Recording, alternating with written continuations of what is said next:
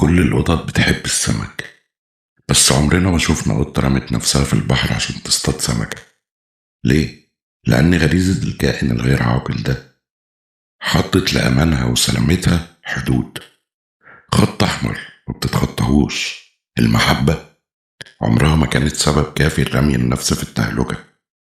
الحدود دايما بتظهر لما بيبدأ الضرر، مش بس الصبر اللي له حدود.